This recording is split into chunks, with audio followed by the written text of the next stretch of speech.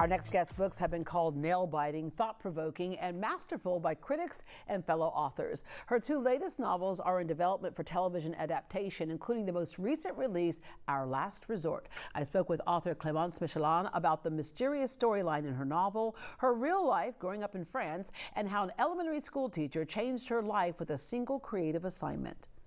Clémence, you were born and raised near Paris, very curious and hard to sit still as a child. Yes, that is true. That is true. My parents would confirm. You learned about America by watching TV. What were your thoughts? It was a very fascinating place for me as a French kid watching it on TV. And it was striking to me when I moved here, the amount of little details that remind me of TV shows.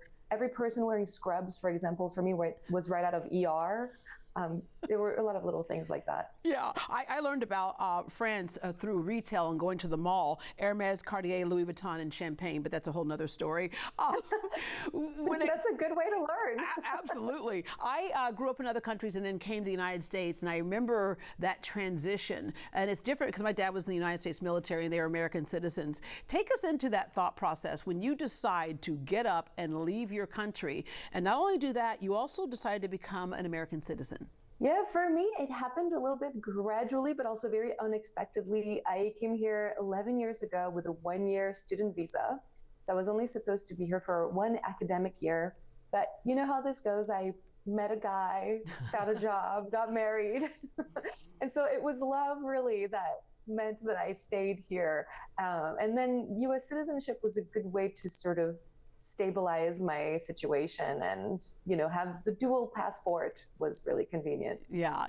All right, speaking of love, your love of writing, I always tell teachers, even if they don't realize it, how impactful they can be on a child. And a teacher was very impactful for you. It was a creative writing exercise that pretty much solidified early on for you that you wanted to be a writer.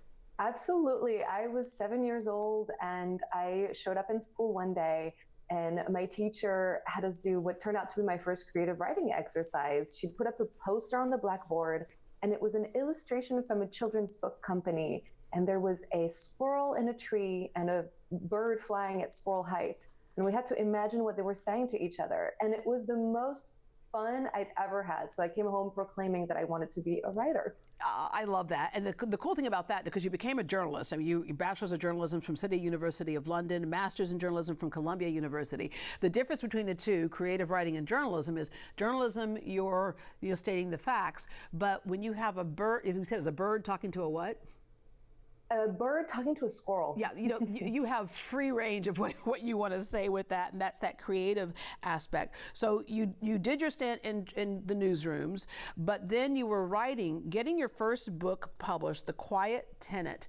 That takes some tenacity, but how good did it feel to finally get it published? Oh, it felt so good that it felt not real. It was just every little step I was wondering if I was dreaming, and I had a really blessed experience.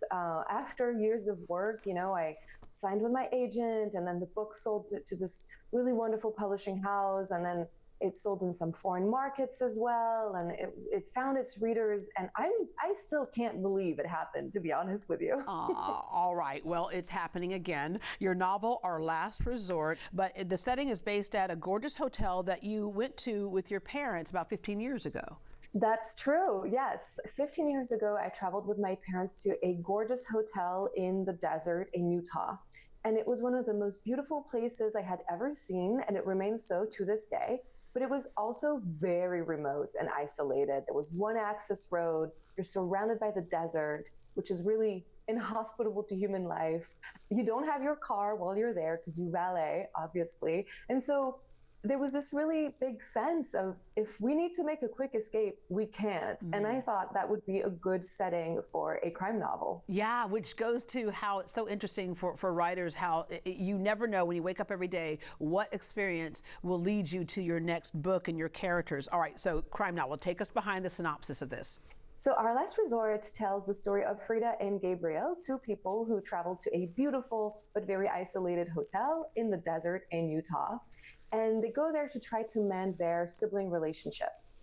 Everything is going well enough, not perfectly well, but okay, until a few days into their stay, a female guest shows up dead, evidently murdered.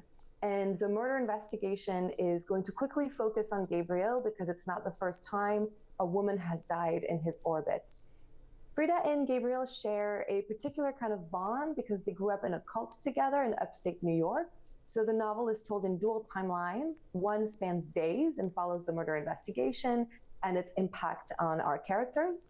And the other timeline spans years and years and follows their past in the cult and the fallout from that. All right, that's what we call a page turner there. And what always happens with me is I get to the end and I go, no, you can't end yet.